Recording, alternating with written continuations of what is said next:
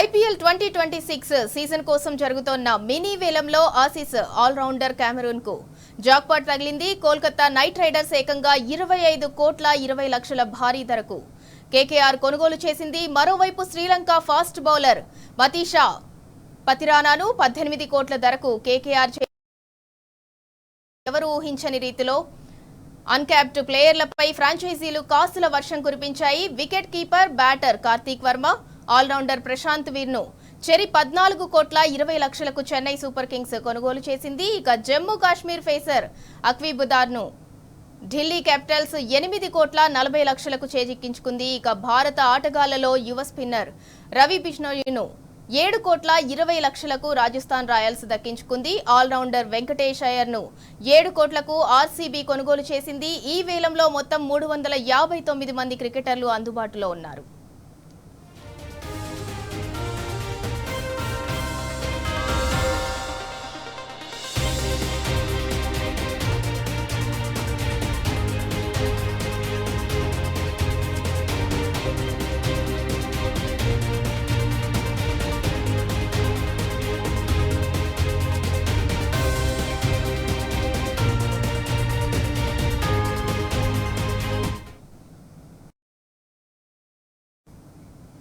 IPL 2026 season కోసం జరుగుతోన్న mini వేలంలో Aussies allrounder Cameron కు జాక్పాట్ తగిలింది. కోల్కతా నైట్ రైడర్స్ ఏకంగా 25 కోట్ల 20 లక్షల భారీ ధరకు కేకేఆర్ కొనుగోలు చేసింది. మరోవైపు శ్రీలంక ఫాస్ట్ బౌలర్ మతీషా పతిరానాను 18 కోట్ల ధరకు కేకేఆర్ చేజిక్కించుకుంది. ఇక ఈ వేలంలో ఎవరు ఊహించని రీతిలో అన్క్యాప్డ్ ప్లేయర్లపై ఫ్రాంచైజీలు కాసుల వర్షం కురిపించాయి. వికెట్ కీపర్ ప్రశాంత్ వీర్ను చెరి 14 కోట్ల 20 లక్షలకు చెన్నై సూపర్ కింగ్స్ కొనుగోలు చేసింది. ఇక జమ్మూ కాశ్మీర్ ఫేసర్ అక్వీబుదార్ను ఢిల్లీ క్యాపిటల్స్ 8 కోట్ల 40 లక్షలకు చేజిక్కించుకుంది. ఇక భారత ఆటగాళ్లలో యువ స్పిన్నర్ రవి బిష్ణోయ్ను 7 కోట్ల 20 లక్షలకు రాజస్థాన్ రాయల్స్ దక్కించుకుంది. ఆల్రౌండర్ వెంకటేష్ అయ్యర్ను 7 కోట్లకు ఆర్సీబీ కొనుగోలు చేసింది. ఈ వేలంలో మొత్తం 359 మంది క్రికెటర్లు అందుబాటులో ఉన్నారు.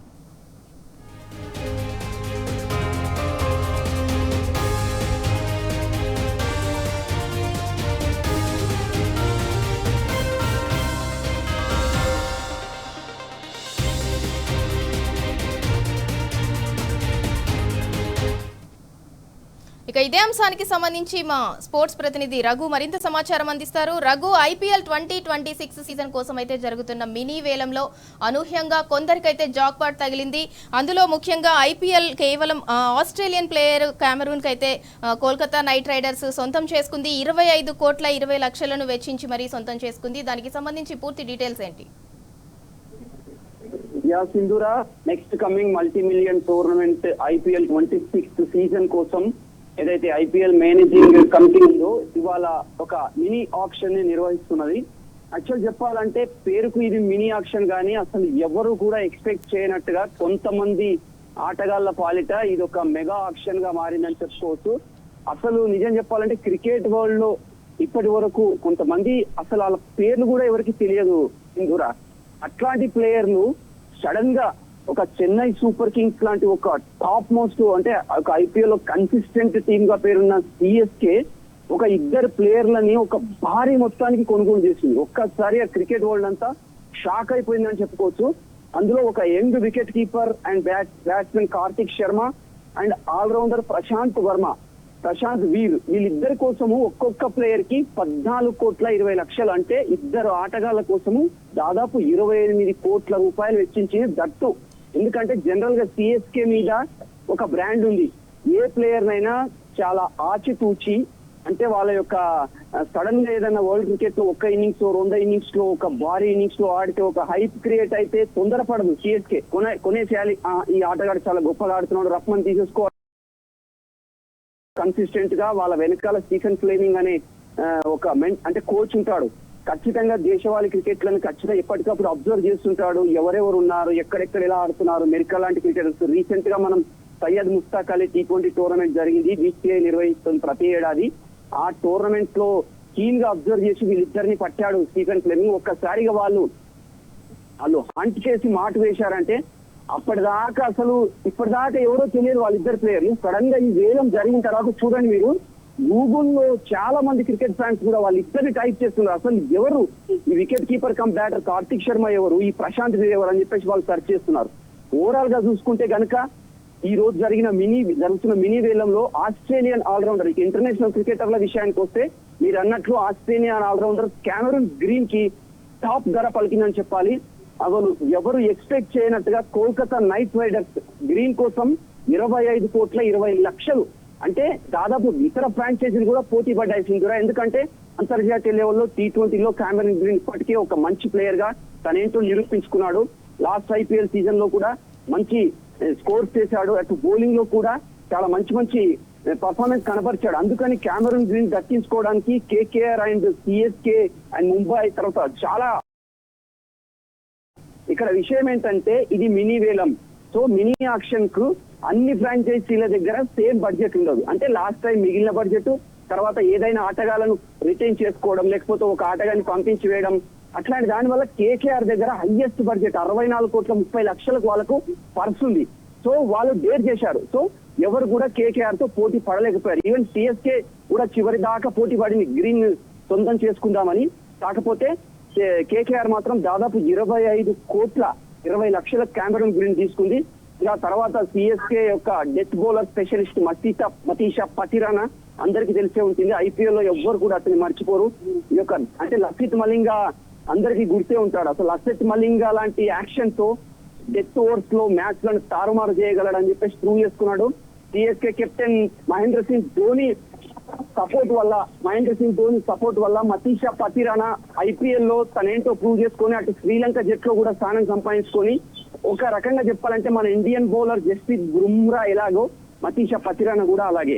ఎందుకంటే బుమ్రాని కూడా కేవలం నెట్స్ లలో బౌలింగ్ చూసి John Wright and Sachin Tendulkar అతన్ని ఐడెంటిఫై చేసి ఇతని యాక్షన్ చాలా డిఫరెంట్ గా ఉంది, ఈ ఆటగాడు గొప్ప ఆటగాడు అవుతాడని చెప్పేసి బుమ్రాని తీసుకొస్తే వాళ్ళు అతను ఒక ఇంటర్నేషనల్ ప్లేయర్ అయ్యాడు. ఇలా సిమిలర్ వే శ్రీలంకలో జరిగిన డొమెస్టిక్ క్రికెట్ లో మతీషా పతిరానాను చూసి స్టీఫెన్ ఫ్లెమింగ్ సజెస్ట్ చేస్తే ధోని సపోర్ట్ చేశాడు. సో మతీషా పతిరానా అలా IPL వేలంలోకి వచ్చాడు. ఆ తర్వాత తన యొక్క దశ మారిపోయిందని చెప్పాలి. అట్లాంటి మతీషా పతిరానాని ఈ సంవత్సరం CSK రిటైన్ చేసుకోలేదు. సో ఆక్షన్ లోకి వెళ్ళాడు. సో అతన్ని సొంతం చేసుకోవాలని చెప్పేసి చాలా ఫ్రాంచైజీలు పోటీ పడ్డాయి సింధూరా. రఘు మీరు అన్నట్టు అత్యధిక బడ్జెట్ కోల్కతా వద్ద ఉంది, ఆ తర్వాత చెన్నై సూపర్ కింగ్స్ వద్ద ఉంది. బట్ ఏంటంటే బరిలో 359 మంది క్రికెటర్లు అమ్మకానికి ఉండగా ఈ మినీ ఆక్షన్ లో ఎందుకు అసలు మనకి కనీసం పేర్లు కూడా తెలియని వాళ్ళని కోట్లు కుమ్మరించి ఫ్రాంచైజీలు కొనుగోలు చేయాల్సిన అవసరం ఏముంది?